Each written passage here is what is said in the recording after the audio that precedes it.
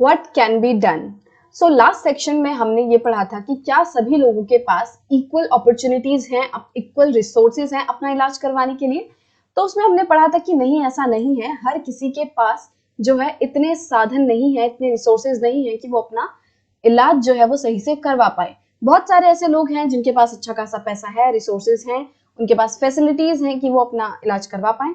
But बहुत सारे लोग ऐसे हैं जिनके पास पैसा नहीं है, जिन्हें कि अपना इलाज करवाने के लिए पैसे उधार लेने पड़ते हैं, अपनी कोई जो सामान है उसे बेचना पड़ता है। सो अब इस सेक्शन में हम पढ़ेंगे व्हाट कैन बी डन, कि अब इस सिचुएशन को सुधारने के लिए, बेटर करने के लिए आखिर हम क्या कर सकते हैं। So there is little doubt that health situation of most people in our country is not good. तो अभी तक हमने जितना भी चैप्टर पढ़ चुका है उसमें हमें ये समझ आ चुका है कि हमारे देश में एक बहुत ही बड़ा तबका ऐसा है, बहुत सारे ऐसे लोग हैं जिनकी हेल्थ कंडीशंस जो है वो सही नहीं है, जिनके पास proper health care facilities available नहीं है। और लास्ट वीडियो के लास्ट में मैंने डिस्कस किया था कि भाई गवर्नमेंट क्या रोल प्ले कर सकती है, कि सबसे इंपॉर्टेंट काम जो है वो गवर्नमेंट कर सकती है कि वो अपनी रिस्पॉन्सिबिलिटीज को, अपनी ड्यूटीज को सही से निभाए, उनको सीरियसली ले और सभी लोगों को जो है वो कोशिश करे कि सही से जो हेल्थ केयर फैसिलिटीज हैं वो मिल पाए। और स्पेशली पुअर एंड डिसएडवांटेज जो लोग हैं, जो गरीब तबके के लोग हैं, जिनके पास ज्यादा रिसोर्सेज नहीं है, उनको सबसे ज्यादा जो है जरूरी है फैसिलिटीज प्रोवाइड करवाना। अब गवर्नमेंट की जो ड्यूटी है वो सिर्फ और सिर्फ इतनी ही नहीं है कि वो हेल्थ केयर फैसिलिटीज प्रोवाइड करा दे, मतलब कि वो बड़े बड़े हॉस्पिटल्स बनवा दे, हेल्थ केयर सेंटर्स बनवा दे। सिर्फ इतनी ड्यूटी ही नहीं है, मतलब कि हाँ ये जरूरी है गवर्नमेंट ये सारी चीजें करवाए, बट इसके अलावा भी बहुत सारी ऐसी चीजें हैं जो गवर्नमेंट को करनी जरूरी है। जैसे कि बेसिक एमिनिटीज प्रोवाइड कराना, लोगों को प्रॉपर ड्रिंकिंग वाटर, फूड मिले उन्हें, रहने के लिए साफ जगह हो, उनका सोशल जो कंडीशन है, उनके आसपास का जो माहौल है, जिस एनवायरमेंट में जो रह रहे हैं वो साफ सुथरा हो, वो ऐसी कंडीशंस हो जहां लोग जो है चैन से जिंदगी बिता पाए। क्योंकि क्या होता है, अगर आसपास भी सफाई नहीं होती है, आप देखोगे चारों तरफ जो है कचरा ही कचरा, कहीं पे जो है पानी इकट्ठा हो रखा है, वहां पे मच्छर बैठे हुए हैं, तो इन सभी चीजों की वजह से जो है बीमारियां और ज्यादा बढ़ती हैं। So, however, health is as much dependent on basic amenities and social conditions of the people as it is on healthcare services. मतलब कि हमारी हेल्थ जो है जितना कि हेल्थ केयर सर्विसेज पे डिपेंड करती है, मतलब कि जितना ज्यादा हमारे लिए जरूरी है कि हेल्थ केयर सर्विसेज अवेलेबल हो, अच्छे हॉस्पिटल हो, अच्छे डॉक्टर हो, अच्छी लेबोरेटरीज वगैरह हो, जितना जरूरी ये सभी चीजें होना है, उतना ही जरूरी ये भी है कि हमारे पास बेसिक एमिनिटीज हो, अच्छी सोशल कंडीशन हो, हमारे पास आसपास का जो माहौल है वो अच्छा हो, साफ सुथरा हो, रहने लायक हो, अच्छा हमारे पास पीने का पानी हो, खाना हो। तो ये सभी चीजें भी बहुत ज्यादा इंपॉर्टेंट हैं। तो गवर्नमेंट के लिए जरूरी है कि वो दोनों ही चीजों पे काम करे, वो बेसिक एमिनिटीज प्रोवाइड कराए, वो सोशल कंडीशंस को बेटर करने में काम करे लोगों की, और साथ ही साथ जो इंफ्रास्ट्रक्चर है, जो हॉस्पिटल्स वगैरह हैं, सेंटर्स हैं, वो भी प्रोवाइड कराएं। बट एक और बात है कि सिर्फ और सिर्फ गवर्नमेंट का ही जो है रिस्पॉन्सिबिलिटी नहीं है लोगों को अच्छी सोशल कंडीशंस प्रोवाइड कराना, बेसिक एमिनिटीज या फिर अच्छी हेल्थ केयर सर्विसेज प्रोवाना। बाकी जो लोग हैं, मान लो डॉक्टर्स हो गए, उनकी भी ड्यूटी है कि वो अपनी जो ड्यूटी है वो सही से निभाएं। हम लोग जो हैं, जो सिटीजन्स हैं, उनकी भी एक बहुत इंपॉर्टेंट जिम्मेदारी है, एक बहुत इंपॉर्टेंट रोल है जो उन्हें प्ले करना है एक अपने देश को एक बेटर प्लेस बनाने के लिए। कैसे? कि भाई सोशल कंडीशंस कैसे अच्छी होंगी, आसपास का जो माहौल है वो कैसे अच्छा होगा। जब आप आसपास अपनी सफाई रखोगे, जब आप कचरा नहीं फैलाओगे, मान लो आपके पास वहां पे डस्टबिन है, बट लोग क्या कर रहे हैं, डस्टबिन में डालने की बजाय डस्टबिन के आसपास कचरा फैला हुआ है। अरे भाई, अगर उसी कचरे को आप डस्टबिन में डाल दोगे तो बेटर रहेगा, है ना। अगर कहीं पे पानी वगैरह इकट्ठा है, जहाँ पे मॉस्किटोज जो है वो ब्रीड कर रहे हैं, जहाँ पे कचरा है उसके ऊपर कीड़े मकोड़े बैठ रहे हैं, तो आप क्या कर सकते हैं, आप उस पानी को हटा सकते हैं, आप उस पानी को मतलब हटाकर उस जगह को साफ कर सकते हैं, ताकि वहां पे जो मच्छर है वो ब्रीड ना हो। छोटी छोटी चीजें हैं जो कि हमें भी करनी जरूरी है। सारा काम जो है वो गवर्नमेंट नहीं करेगी, हमें अपनी जो रिस्पॉन्सिबिलिटीज है वो भी ध्यान में रखनी होगी। अब यहाँ पे कुछ एग्जाम्पल्स दिए हुए हैं जिनकी मदद से हम जानेंगे कि जो गवर्नमेंट है वो किस तरीके से एक इम्पॉर्टेंट रोल प्ले कर सकती है, या क्या क्या वो स्टेप ले सकती है अपने सिटीजन्स की हेल्थ को अच्छा करने के लिए।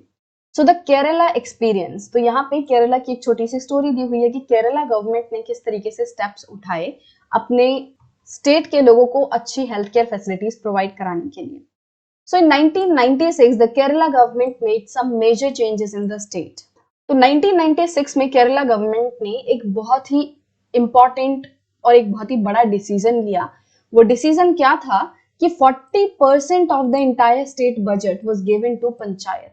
मतलब कि पूरे स्टेट को, केरला को जितना भी बजट मिला था उसमें से 40% क्या किया उसने, पंचायत को देने का डिसीजन लिया। बजट क्या होता है कि जैसे पूरा पैसा है, मान लो हमारे देश में जितना भी पैसा है जो लोगों के भले के लिए होना है, तो उस पैसे को अलग अलग स्टेट्स में बांट दिया जाता है, या हर एक स्टेट के पास अपना एक पैसा होता है जिसको वो लोगों के भले के लिए यूज करने वाले हैं, अपने स्टेट के डेवलपमेंट के लिए यूज करने वाले हैं। तो वो क्या है, बजट। ठीक है, तो जैसे आपको क्या है, आपको एक पॉकेट मनी मिलती है, आपके पेरेंट्स मान लो आपको 1000 रुपीज देते हैं और आपको 1000 रुपीज में ही अपना खर्चा चलाना है, तो आप क्या कहोगे कि भाई मेरा बजट 1000 रुपीज है, मेरे पास 1000 रुपीज है। ठीक है, तो गवर्नमेंट, जो केरला गवर्नमेंट थी उसके पास जितना भी पैसा था उस स्टेट के डेवलपमेंट के लिए, लोगों के भले के लिए, तो उसने क्या डिसाइड किया कि जितना भी मेरे पास बजट है उसमें से 40%, मान लो मेरे पास 100 रुपए हैं तो उसमें से 40 रुपीज जो है वो हम पंचायत को देंगे, जो ग्राम पंचायत होती हैं, जो विलेज पंचायत होती हैं, उनको 40% जो है रुपया जाएगा। अब इससे फायदा क्या हुआ, इससे फायदा ये होगा कि जब पंचायत में, मतलब कि जब विलेज लेवल पर सबसे निचला स्तर हो गया ना, जो सबसे छोटी एंटिटी क्या है हमारे देश में, गांव होते हैं, विलेजेस होती हैं। अगर विलेज लेवल पे लोगों के हाथ में पैसा होगा, पंचायत के पास पैसा होगा, तो वो अपनी विलेज को और अच्छे से चला पाएंगे, वो अपने विलेज की जरूरतों का अच्छे से ध्यान रख पाएंगे। तो उनके विलेज में जो भी कुछ प्रॉब्लम्स हैं, जिन चीज का समाधान उन्हें चाहिए, जो चीजें उन्हें ठीक करवानी है, उन सभी चीजों को वो प्लान कर पाएंगे। अब देखो प्रॉब्लम क्या आती है कि भाई पंचायत जो है वो काम करना चाहती है, उन्हें पता है कि हमारे यहाँ के रोड हैं वो खराब हैं, यहाँ पे अच्छा रोड बनना है, हमारे यहाँ हॉस्पिटल नहीं है तो एक छोटा सा क्लिनिक बनने की जरूरत है, एक हेल्थ सेंटर बनने की जरूरत है, ताकि हमारे गांव के जो लोग हैं वो, उन्हें शहर ना जाना पड़े अपना दिखाने के लिए, उन्हें इतना ज्यादा ट्रैवल ना करना पड़े। अब पंचायत को प्रॉब्लम दिख रही है, उन्हें सॉल्यूशन भी पता है कि हमें ये करने की जरूरत है, बट वो सॉल्यूशंस इंप्लीमेंट कैसे होंगे, हॉस्पिटल बनेगा कैसे, पैसों से। अब पैसे के लिए कभी कभी क्या होता है कि जो पंचायत वगैरह होती है बड़ा ही दिक्कतों का सामना करना पड़ता है, कि जो उनके ऊपर वाली जो लोग बैठे हैं, ऑफिसर्स बैठे हैं, वो उन्हें पैसा नहीं दे पाते, देते नहीं है, कि इन्हें बड़ा ही प्रॉब्लम्स फेस करना पड़ता है कि भाई हमें फंड्स दे दो, हमें फंड्स दे दो, हमें ये काम कराना है, बट उन्हें वो फंड्स मिल नहीं पाते। तो अगर शुरू से ही वो पैसा डायरेक्टली पंचायत को दे दिया जाएगा तो उन्हें इस तरीके से फाइनेंशियल प्रॉब्लम्स का सामना नहीं करना पड़ेगा। वो अपने हिसाब से जितना उनके पास पैसा है उसके हिसाब से अपने विलेज का जो भी डेवलपमेंटल वर्क होना है उसको वो प्लान कर पाएंगे। तो देखो कितना बड़ा फायदा हो गया कि अब जो पंचायत है उसके पास पैसा है, अब उसे पता है कि मेरे को यहाँ पे एक छोटा सा हेल्थ सेंटर खुलवाना है, तो वो अपना पैसा उस हिसाब से देख लेंगे कि मेरे पास इतना पैसा है, मैं पैसा लगा के जो है हेल्थ सेंटर बनवाना स्टार्ट कराते हैं। किसी का वेट नहीं करना पड़ेगा, ज्यादा टाइम भी नहीं लगेगा और चीज काम भी हो जाएगा। ठीक है, so this made it possible for a village to make sure that proper planning was done for water. मतलब जो बेसिक एमिनिटीज हैं अब उनको जो विलेज है वो अपने लेवल पर प्लान कर सकती थी, वो ये इंश्योर कर सकती है कि हमारे गांव के जो लोग हैं उन्हें सारी चीजें सही से मिले। तो वाटर, क्लीन ड्रिंकिंग वाटर मिलेगा और फूड होगा, विमेन्स डेवलपमेंट एंड एजुकेशन, तो इन सभी मुद्दों पर अब जो विलेज है वो खुद काम कर पाएगी। अब देखो काम को जितना डिसेंट्रलाइज कर देते हैं काम उतना ही बेटर होने लगता है। कि मान लो एक काम है और अगर कोई एक अकेला बंदा उस काम को करने लगेगा तो उसके लिए मुश्किल हो जाएगा वो पूरा काम करने के लिए। हो सकता है वो पूरे काम को, ये मान लो एक काम है इस तरीके से, तो इतना बड़ा मान लो ये कोई काम है, मैं ऐसे आपको स्क्वायर बना के दिखा रही हूँ कि अब इस काम को, मान लो ये खेत है, ठीक है, ये खेत अकेले इस बंदे को जोतना है, प्लग करना है, तो इस अकेले बंदे के लिए काम बहुत ही ज्यादा कठिनाई वाला हो जाएगा, बहुत ही मुश्किल हो जाएगा। क्यों, अकेला बंदा कहां तक करेगा। बट वहीं अपने साथ 4 और लोग को ले आए और इस जमीन को 4 हिस्सों में बांट दे और बोले कि ठीक है तुम्हें ये वाला काम करना है, ये वाला काम करना है, ये वाला काम करना है, तुम्हें ये वाला काम करना है। इस तरीके से ये काम जो है 4 लोगों में और बट गया। और मान लो कि इसने कहा कि तुम ये सब काम करो, मैं दूसरा काम देख लूंगा, मैं इसका इरिगेशन का वर्क देख लूंगा। तो मतलब इस तरीके से उसने अब क्या है, काम बांट दिया। पहले ये अकेला बंदा इस काम को नहीं कर पाता, बट अब अगर क्योंकि इसने जो काम है उसको छोटा कर दिया, छोटा छोटा जो पीस ऑफ लैंड है वो हर एक पर्सन को दे दिया। अब हर एक पर्सन जो है वो अपने अपने लैंड को, अपने अपने काम को और बेटर तरीके से कर पाएगा, उसका ध्यान रख पाएगा। इसी तरीके से जो सेंट्रल गवर्नमेंट है वो तो सारे काम सही से नहीं कर पाएगी, वो तो जो निचले से निचला तबका है उस पर ध्यान नहीं दे पाएगी। तो इसीलिए क्या किया जाता है, स्टेट गवर्नमेंट्स हैं कि वहां पे हर एक लेवल पे अपनी अपनी स्टेट गवर्नमेंट्स हैं, वो अपनी अपनी स्टेट्स को सही से देखेंगी। अब स्टेट गवर्नमेंट के लिए भी उतना पॉसिबल नहीं है कि वो छोटे से छोटे इलाके में जाके ध्यान रख पाए, तो उसके लिए क्या है, डिस्ट्रिक्ट्स हैं वहां पे, और डिस्ट्रिक्ट जो है आगे विलेजेस में बटी हुई हैं, तो हर एक विलेज के जो है वहां पे पंचायत होती है। तो वो जो पंचायत है वो सारे काम देखती है कि हम अपनी विलेज को जो है उसका डेवलपमेंट करें, उसका ध्यान अच्छे से रखें। तो जब छोटे लेवल पर काम होता है तो चीजों को और ज्यादा ध्यान से कराया जा सकता है। अब क्योंकि जो पंचायत है वो अपने लेवल पर सारे काम देख रही है, खुद सारे काम करवा रही है, तो उसका मतलब क्या होगा, that water supply schemes were checked, कि वाटर सप्लाई स्कीम्स जो हैं उनका ध्यान रखा जाएगा कि क्या हर एक पर्सन जिसको जो ड्यूटी दी गई है वो सही से काम कर रहा है, क्या हर एक पर्सन को जो रिस्पॉन्सिबिलिटी दी गई है वो उसको सही से निभा रहा है, क्या स्कूल्स अच्छे से काम कर रहे हैं, क्या आंगनवाड़ीज अच्छे से काम कर रही हैं। तो अब हर काम पे जो है अच्छे से चेक किया जा सकता है कि सारे काम जो है वो सही से हो रहे हैं कि नहीं। तो इससे क्या होगा, कहीं पे करप्शन वगैरह हो रहा है, कहीं पे लोगों के साथ अन्याय हो रहा है, तो वो सब चीजें जो है वो कम से कम होंगी। और साथ ही साथ जो हेल्थ सेंटर्स हैं वो भी इम्प्रूव होंगे, ठीक है, क्योंकि जो विलेज है वो अपने लेवल पर सारे काम देख रही है, अपने प्रॉब्लम्स को वो खुद सुलझाने की कोशिश कर रही है। अब इस सबसे हुआ क्या कि जब जो केरला गवर्नमेंट है उसने जो 40% अपना फंड है, बजट है, वो पंचायत को दे दिया, तो इससे क्या हुआ, ओवरऑल जो सिचुएशन है वो इम्प्रूव होने लग गई। अब कैसे इम्प्रूव हुई है ये हमने ऑलरेडी डिस्कस कर लिया कि किस तरीके से जो है हर चीज का ध्यान रखा जाएगा, किस तरीके से जो पंचायत है वो खुद अपनी रिस्पॉन्सिबिलिटीज को समझेगी और सारे काम अपने हाथों से करवाएगी, मतलब अपने अंडर करवाएगी। अब सिचुएशन तो काफी हद तक इम्प्रूव हुई है, बट फिर भी काफी सारी ऐसी चीजें हैं जहां पे अभी और थोड़ा काम करने की जरूरत है, थोड़ी सी प्रॉब्लम्स रह गई हैं जिन पे वर्क की जरूरत है, जहां पे थोड़ा सा फोकस देना चाहिए। जैसे कि शॉर्टेज ऑफ मेडिसिन, कि कभी कभी वहां पे जो है दवाइयों की कमी पड़ जाती है, कि जितनी दवाइयां लोगों के इलाज के लिए चाहिए वो पर्याप्त मात्रा में नहीं मिल पाती। इनसफिशिएंट हॉस्पिटल बेड्स, की मरीज ज्यादा हैं बिस्तर कम है, तो ये प्रॉब्लम आती है कि लोगों के लिए बेड्स नहीं मिलते। कभी कभी डॉक्टर्स ही इनफ नहीं होते कि लोगों का इलाज करवाने के लिए भी डॉक्टर्स तो होने की जरूरत है। अब अगर मान लो 100 लोगों को सिर्फ एक अकेला डॉक्टर देखेगा तो प्रॉब्लम हो जाएगी, वहीं अगर 2 डॉक्टर हो जाएंगे तो 50-50 लोगों को डॉक्टर्स देख लेंगे। इस तरीके से मतलब कि डॉक्टर्स के जो है अगर नंबर कम होंगे तो लोगों को सही से इलाज नहीं मिल पाएगा। तो ये कुछ प्रॉब्लम्स हैं जिन पे ध्यान देने की जरूरत है। Let us look at an example of another country, its approach to issue of health.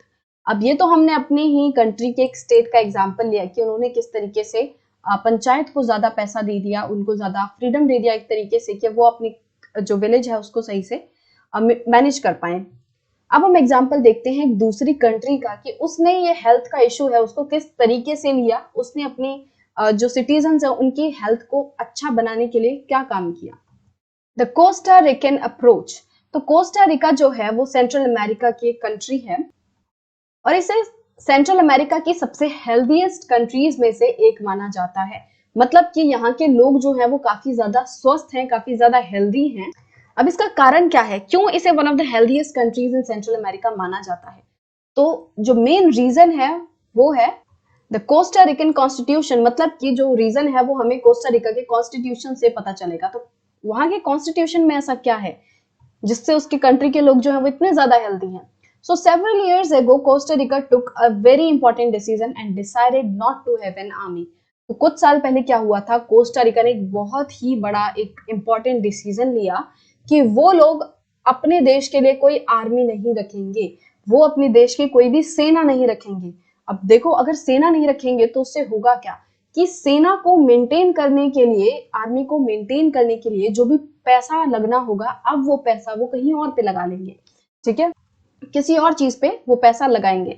अब किसी भी देश की जो आर्मी होती है उसको मेंटेन करने के लिए उसके जो एमिनेशन है, जो भी हथियार वगैरह होंगे, वहां के रहना खाना पीना, सोल्जर्स का खाना पीना, तो इन सभी चीजों में बहुत ज्यादा खर्चा होता है, पैसा लगता है, ठीक है। तो अगर कोई कंट्री आर्मी नहीं रखेगी तो वो सारा पैसा जो है वो बच जाएगा और उस पैसे को वो कहीं और यूज कर सकती है। तो कोस्टा रिका ने यही किया, उसने अपनी आर्मी जो है वो मेंटेन नहीं की, उसने डिसीजन लिया कि अब वो अपनी कोई भी सेना नहीं रखेगी और उस पैसे को वो कहीं और इन्वेस्ट करेगी, कहीं और लगाएगी। तो कहाँ पे लगाएगी, वो अपने लोगों की हेल्थ को इंप्रूव करने में वो पैसा लगाएगी, अच्छे अच्छे हॉस्पिटल्स बनवाएगी, उन्हें क्लीन ड्रिंकिंग वाटर प्रोवाइड कराएगी, अच्छा खाना प्रोवाइड कराएगी, उन्हें अच्छी एजुकेशन प्रोवाइड कराएगी। तो इन सभी चीजों में फिर कोस्टा रिका ने जो है वो वाला पैसा लगाया कि उसके जो लोग हैं वो और ज्यादा हेल्दी हो, अच्छी एजुकेशन उन्हें मिले, अच्छा उनका सोशल एनवायरनमेंट हो। So the Costa Rican government believes that a country has to be healthy for its development. तो कोस्टा रिकन गवर्नमेंट जो है वो ये मानती है कि किसी भी कंट्री की डेवलपमेंट के लिए सबसे ज्यादा इंपॉर्टेंट क्या चीज है कि उस कंट्री के लोग जो है वो हेल्दी रहें, स्वस्थ रहें। सही बात है कि जब तक आप स्वस्थ नहीं रहोगे तब तक आप कोई काम नहीं कर सकते। तो अगर किसी कंट्री के लोग हमेशा बीमार रहते हैं तो क्या उस कंट्री में कोई भी काम हो पाएगा? नहीं हो पाएगा। सो इसीलिए the first and foremost condition is that people of any country should be healthy. तो ये चीज जो है वो कोस्टा रिकन गवर्नमेंट ने बहुत ज्यादा सीरियसली ली, उस पर बहुत ज्यादा फोकस किया और ये डिसीजन लिया कि वो जो सेना वाला पैसा है जो कि सेना में लगता, अब उस पैसे को वो अपने लोगों की हेल्थ पे लगाएंगे, अपने लोगों की एजुकेशन पे लगाएंगे। सो कोस्टा रिकन गवर्नमेंट ने क्या किया, अपने लोगों को बेसिक एमिनिटीज जो है वो प्रोवाइड कराना स्टार्ट किया, उनको और अच्छा बनाया, जैसे कि ड्रिंकिंग वाटर, अच्छा ड्रिंकिंग वाटर लोगों को मिले, सैनिटेशन हो, साफ सफाई हो उनके कंट्री में जो है, कोई भी गंदगी वगैरह ना हो, उन्होंने इस चीज पे ध्यान दिया। न्यूट्रिशन एंड हाउसिंग की जो लोग हैं उन्हें न्यूट्रिशियस खाना मिले, उन्हें प्रॉपर खाना मिले, सब लोग हेल्दी हो, और हाउसिंग कंडीशंस कि उन्हें रहने के लिए जगह मिले। इन सब चीजों पे फिर कोस्टा रिकन गवर्नमेंट ने बहुत ज्यादा फोकस किया। Health education is also considered very important and knowledge about health is an essential part of education at all level. तो कोस्टा रिकन गवर्नमेंट ने हेल्थ एजुकेशन पे भी बहुत ज्यादा फोकस किया। हेल्थ एजुकेशन मतलब कि लोगों को हेल्थ के बारे में जागरूक करना कि आपको हेल्दी रहना चाहिए, आपको इस तरीके का खाना खाना चाहिए, आपको इस तरीके से एक्सरसाइज करनी चाहिए। तो मतलब लोगों को हेल्थ के बारे में, स्वास्थ्य के बारे में और ज्यादा जागरूक किया, उनको एजुकेट किया कि क्यों उनके लिए इतना ज्यादा इंपॉर्टेंट है वो हेल्दी रहें और किस तरीके से वो हेल्दी रह सकते हैं। तो इन सभी चीजों पे उन्होंने अपने लोगों को जागरूक किया, उनको बताया। और उनके एजुकेशन में हर एक लेवल पर हेल्थ को एक बहुत ही ज्यादा महत्व दिया जाता है, एक इम्पॉर्टेंट प्लेस है हेल्थ का, कि हर एक लेवल पर बच्चों को, लोगों को हेल्थ के बारे में बताया जा सके, उनको और ज्यादा जागरूक बनाया जा सके, अवेयर किया जा सके कि वो लोग अपनी हेल्थ का ध्यान रखें और उनकी जो कंट्री है ओवरऑल एक हेल्दी कंट्री हो, ताकि जो डेवलपमेंट है वो कंट्री का अच्छे से हो पाए।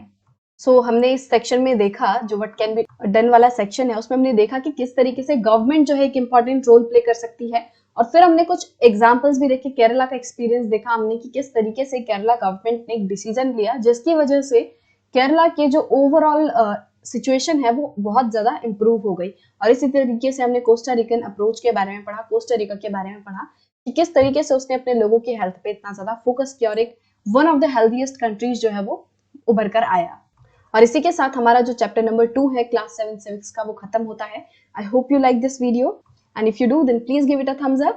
If you are new to the channel then please subscribe it and don't forget to press the bell icon so that you never miss an update.